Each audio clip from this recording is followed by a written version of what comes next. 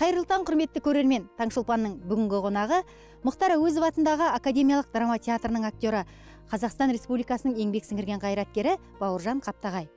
Бауыржан аға, өзіңізді мына келіп жеткен жаңа жылыңызбен және Қазақстан Республикасының еңбек сіңірген қайраткері құрметті атағын алуыңызбен ұлттық арнаның көрермендерінің атынан құттықтап қояйық.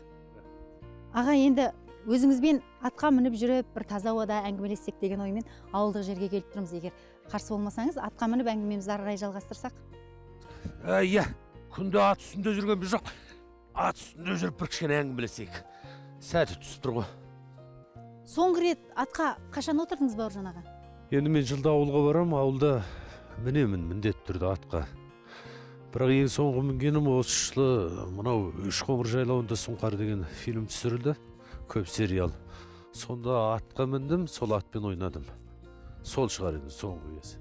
Сұңқар демекші, таяуда ұлттық арнадан Сұңқар фильмінің тұсаукесері өтті. Сол Сұңқар фильміндегі сіз сомдаған кейіпкер жайлы көрермендер қандай пікір айтты? Кезінде ана Гауһар Тас деген фильм болды, сонда Кәукен ағамыз Кенжетаев марқұм сол кісі ойнаған екен, қатал әкені.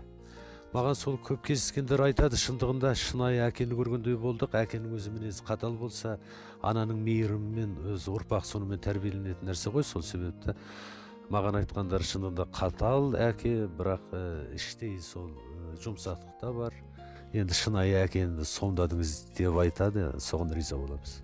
Белгілі театр сыншысы Әлшірбек Сығай бір сұхбатында Бауыржан Қаптағаевтың актерлік шеберлігін жоғары бағалаймын депті. Әшірбек Төребайұлысында театр маманынан осындай жоғары баға есту кез келген актердің бағына бұйыра бермеген. Жалпы шығармашылық жолыңызда Әшірбек Төребайұлынан сын естіген кездеріңіз де болған шығар. Ол кісі бір айтса шынын айтады. Театрға келгенде де сен кемшіліктеріңді айтады, шыққан жетістіктеріңді айтады. Соған қарағанда енді сол кісінің бағалауы дұрыс шығар деп мен өзім есептеймін. Енді адам кемшіліксіз болмайды ғой. Енді актер болғаннан кейін мен ішкі кемшіліктерімді, шықпай жатқан дүниелерімді оны өзім сеземін, білемін. Енді бұл енді мен бір асыра мақтау деп те ойламаймын. Дөп түскен шығар. Енді сондай болуы мүмкін. Енді мен қазір енді жас бала емеспін, осы Әуезов театрында 30 жылдай қызмет жасаймын. Сол себепті енді ол сын көзімен қарайды. Ол театрдың сыншысы ол кісі. Ол кісі біз білмейтін элементтерді де білуі мүмкін. Біз білмейтін нәрселерді де білуі мүмкін. Біз іштей тастап кеткен, іштей толғанбаған нәрселерді білуі мүмкін. Сол себепті Әшекең айтса енді ол дұрыс айтады, өзі шыншыл. Шынайы жанашыр сол кісі ғой. Сіз тек театрда ғана емес, кино саласында да режиссерлардың тарапынан үлкен сұранысқа ие актерлардың бірісіз. Дегенмен Қазақстан Республикасының еңбек сіңірген қайраткер атағы сізге ұзақ күттіріп барып берілді. Келісесіз бе осыған? Енді қалай айтуға болады, енді ол ұзақ дейді, біреулер енді кеш дейді, енді үлкен кісілердің біреулер де сені баяғыда алатын енді атағың еді ғой дейді. Енді ол бір таратып бере салатын нәрсе емес қой ол енді. Мен ойлаймын, қазір еңбегім енді сіңген кезі, мен осы кездің өзі тәтті ме деп ойлаймын. Өйткені еңбегім сіңді деп ойлаймын. Сол себепті бұны енді ұялмай тасып жүруге болатын нәрсе сияқты. Енді атақ енді біреуге ерте келеді, біреуге кеш келеді, әйтеуір түбі келетін нәрсе екенін мен өзім де білгенмін. Сол үшін еңбек жасау керек. Бәрі сол еңбектің арқасы ғой. Еңбектің арқасы, тәуелсіздіктің арқасы.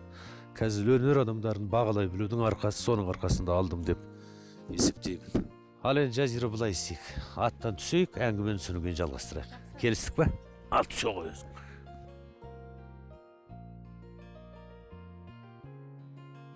Бауыржан Қаптағайдың өмірдегі ұстанымы қандай? Өз талант деген 10%, қалғаны еңбекпен келеді дейді, 90%. Еңбек етуге. Жақсы жұмыс істеу керек. Менің профессиям актер ғой. Ол енді актер болғаннан кейін сахнада адал болу керек, шыншыл болу керек. Тәуелсіз елміз, сол тәуелсіздігімізді жырлауымыз керек. Бауыржан аға, біздің білуімізше сіздің туған жылыңыз жылқы жылы келе жатыр. Жылқы жылынан не күтесіз өзіңіз? Енді қазақ жылқы тектес дейді ғой. Ол енді өзі әбден болған нәрсе, пісіп жетілген нәрсе. Шындығында біздің мінезіміз енді. Біз ауылдың баласы болғаннан кейін атқа мініп, қара топырақта ойнағаннан кейін соған қазір мына жасың есейген сайын мән бере бастайды екенсің. Шынында біз жылқы тектес екенбіз. Соған мінезіне ұқсас екенбіз. Енді өткен жыл енді мен үшін әрине өтө бир творчестволук үлкөн жыл болду. 4-5 фильмге түсүп шыктым. Жакшы роль жасадым, Улуу мен Уру дегенде. Тагы да аягы алды энди жакшы бир проектлер бар. Қазір айтылып жатыр. Енді қазір ұсыныстар, енді қазір оны айтпай ақ қояйын, енді болған нәрседе айтам, бірақ көп нәрсе бар.